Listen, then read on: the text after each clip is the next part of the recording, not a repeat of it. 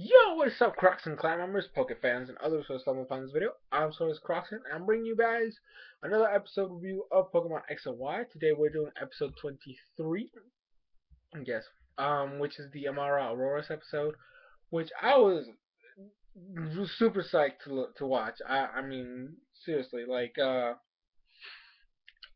whole long neck type of dinosaur. Like, I mean, I know it's not a. My favorite dinosaur was always the Brachiosaurus. It still is the Brachiosaurus, and I know that Amara and Aurorus aren't Brachiosaurus, but the fact that they're somewhat similar always, like those types of dinosaurs always intrigued me.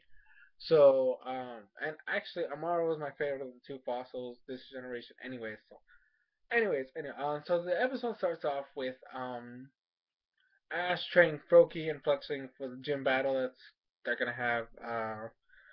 And then Alexa shows up, which I gotta say is nice. I like the fact that they're bringing back old characters um, from. Just gotta fix that. From previous episodes, they need to do this.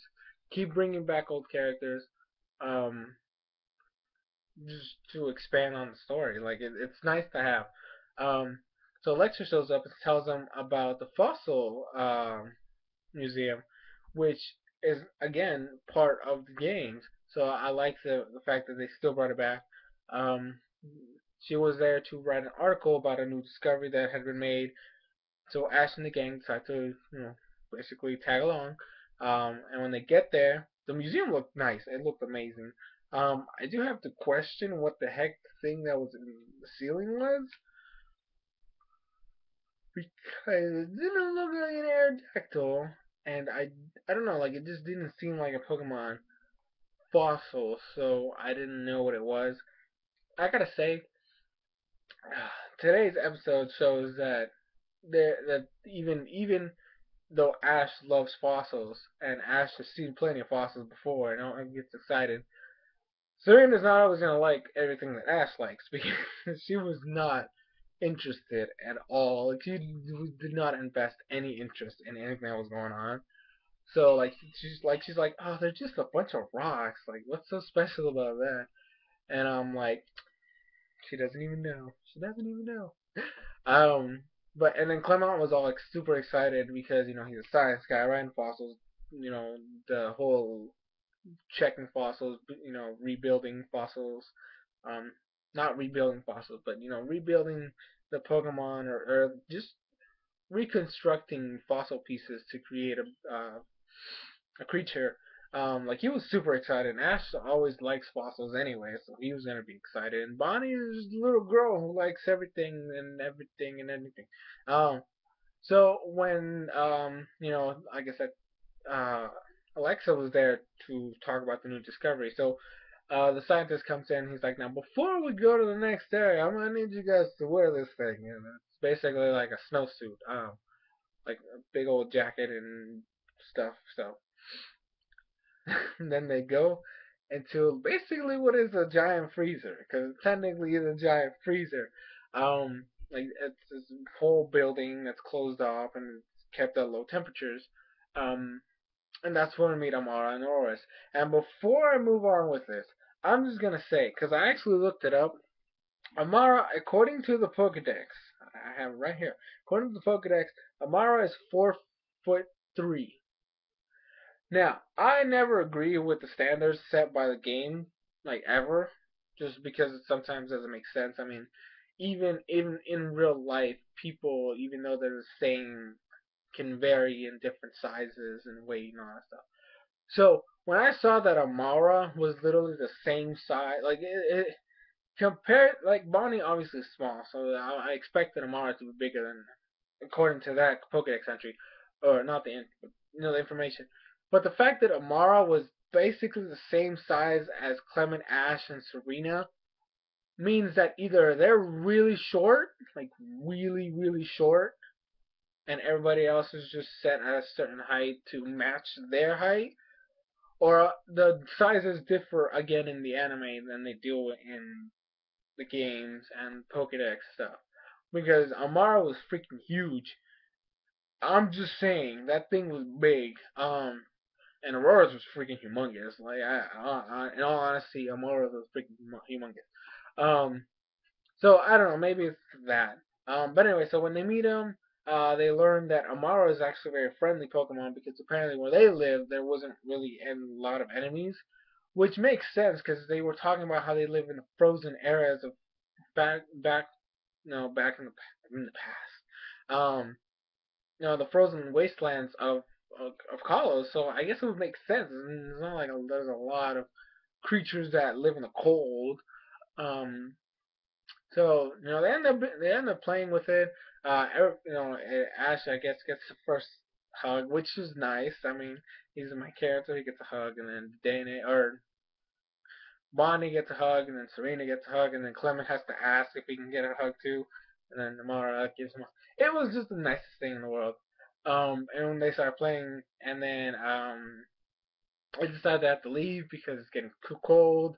And obviously they got to think about the Pokemon. Like, yeah, Ash was like talking about how he was all nice and warm. Serena was kind of cold. Um, and so they decided to leave. And Clement, Bonnie was a little sad because she didn't want to leave. She was playing with the Mora. But then Clement obviously told her, hey, you got to think about Dene too. It's freezing in there. So we don't want it to catch cold. So she's like, okay. So they leave.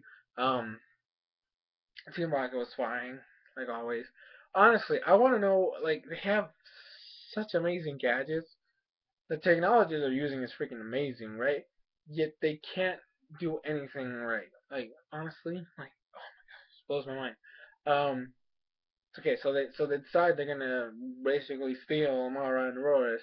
Um, so they go, and then James has this weird contraption thing which makes a hole in the door.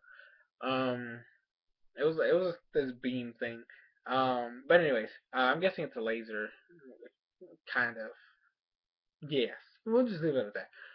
Makes a hole in the door, and then basically they trick Amara to thinking they're gonna play, and then they basically force her into the truck, which then cage up for Amara to stay in, and then they're gonna go get Aurorus, but since Aurorus is so freaking humongous, they can't push it out of the door. In fact, they can't even make it budge. And then Amaura starts crying, which causes Aurorus to start basically yelling. And then scientists coming through the door. They're like, "What's going on, Aurorus?" And they see Team Rocket, and they're like, "Hey, what are you guys doing in here?" And then Team Rocket bails. And then Aurorus is pissed, right? So she's trying to get out, and then everybody shows up, and then they're like, "Oh my gosh, what's going on?" His team came and took Amara in a truck and they left, and then which is bad, because Amara has to stay at a low temperature. And I don't understand the fact, like, really, can't you just be blunt about it? Like, I'm just saying, like, I mean, then again, I know kids are watching it, but I mean, when I was younger, even in Pokemon, we were exposed to death. Like, it wasn't a big deal back then. Um, But like the scientist, like when he was explaining what happens when Amara like goes like her temperature starts getting too high, he just says, let's just say it gets weaker. Why can't you just say it's gonna die? Like literally, it's simple. It would have been so much easier to say if Amara's core temperature gets too high, it's gonna die. Why is that so hard to do? I'm being serious. Why kids these days are exposed to death all over the place. Like literally, you have 6 and 7 year olds playing Call of Duty, and I mean, what's worse death than that? Anyways, but yeah, so basically, that's basically what's gonna happen. If Amara's temperature gets too high, it's gonna die. So Aurora's actually breaks out of the freaking place, and then Amara apparently when it cries, it can create ripples in the atmosphere, which causes the Aurora to show up. And so basically, Aurora started chasing after that. And then Ash and the gang decided to go, and with Alexa shows up, or goes with them, saying that when we get Amara, you guys better be there to go get it. Um, and then Amara actually has this fail-safe thing where it keeps itself cool by creating the air around it, cooling it down. Um, but since Team Rocket starts getting cold, it decides to turn on the heater. What happens then? Amaura is basically dying in the back of the truck, and they have no idea. Um, and then they get a flat tire, right? And then the Aurora actually disappears because Amaura is too weak to do anything. Um, and then the gang reaches basically what is it's a stopping point because there's a river between them and the next place, and they have no idea where Amaura is. So Aurora starts screaming or well, calling out to Amaura. Like he just keeps pushing, and then Amara as a last. It was basically like a last ditch effort to try to get found. Um, like gets up and then screams and causes the Aurora to appear again. Um, and then Aurora freezes the river and they keep going. And then they end up finding them. And here's this funny thing. It's it was kind of funny. I laughed because of how stupid it was.